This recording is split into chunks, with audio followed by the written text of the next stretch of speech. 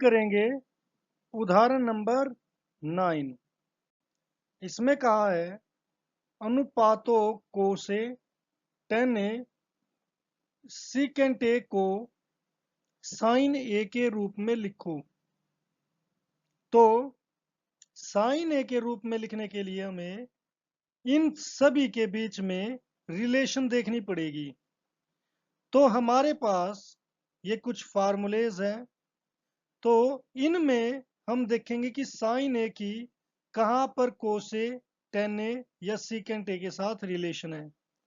तो अगर मैं फर्स्ट कॉलम को देखूं इसको, तो इसमें साइन ए की केवल कोसिकेंट ए के साथ रिलेशन है, मगर मुझे कोसिकेंट ए की वैल्यू चाहिए ही नहीं, तो इसलिए यहाँ पर इस फार्मूले का कोई यूज नहीं।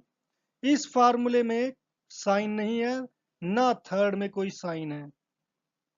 अब हम देखते हैं साइन और कोस की रिलेशन। यहां पर साइन और कोस की रिलेशन यहां पर देखते हैं। तो बच्चों हम यहीं से शुरू करेंगे सॉल्यूशन। हम जानते हैं क्या साइन स्केयर ए प्लस कोस स्केयर ए किसके इक्वल है? 1 के इक्वल। हमें क्या निकालना है? हमें चाहिए यहां पर कोस। तो कोस निकालना है, यानी कि जो साइन है ये हमारे राइट हैंड साइड चला जाएगा। ये हो गया cos square A equal to 1। यहाँ पर साइन प्लस का है, उधर जाकर माइनस साइन स्क्वायर ए हो जाएगा।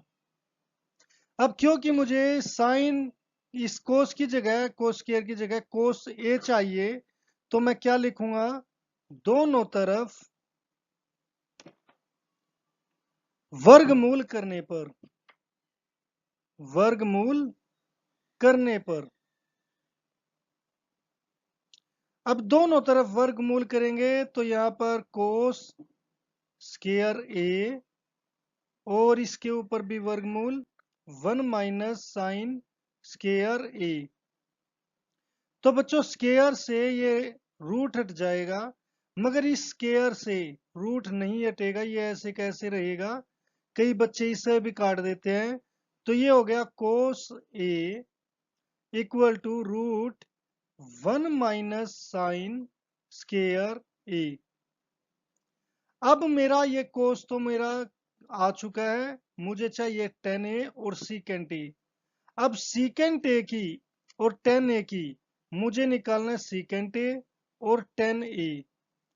तो आपको ये देखना कि इनकी यहां पर मैं कोस निकाल चुका हूं, तो मुझे अब ये देखना कि इन दोनों की सीकेंट ए और tan a की चाहे तो साइन ए के साथ रिलेशन हो या फिर कोस ए के साथ रिलेशन हो। तो बच्चों जब मैं फर्स्ट कॉलम में देखता हूं, तो यहां पर ये है सीकेंट ए कोस ए के रिनवर्स। तो हम लिखेंगे हम जानते हैं cos A equal to 1 by secant A है, तो सीकेंट ए क्या हो जाएगा? 1 बाय कोस ए।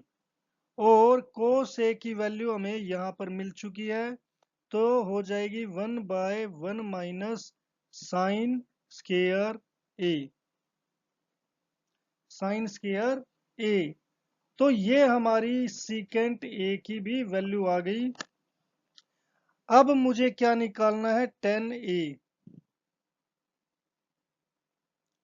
tan ए। तो अब मुझे ये देखना पड़ेगा tan की वैल्यू सीकेंट के साथ हो या कोस के और साइन के साथ हो। तो बच्चों ये जो थर्ड है हमारा, इसमें tan ए है, यहां पर लिखा है साइन ए, इसका फार्मूला होता है साइन ए बाय कोस ए। तो यहां पर साइन ए तो साइन ए रहेगा, और कोस ए की वैल्यू हम निकाल चुके हैं, वो क्या है? Root 1 minus sine square A. तो इसीलिए जो tan ए है उसकी वैल्यू आ गई sine A by root 1 minus sine square A. तो इस तरीके से हमने ये तीनों वैल्यू निकाल दी कोस ए, tan ए, सीकेंट ए की। तो इस तरीके से हम ये एग्जाम्पल नंबर 9 कर सकते हैं।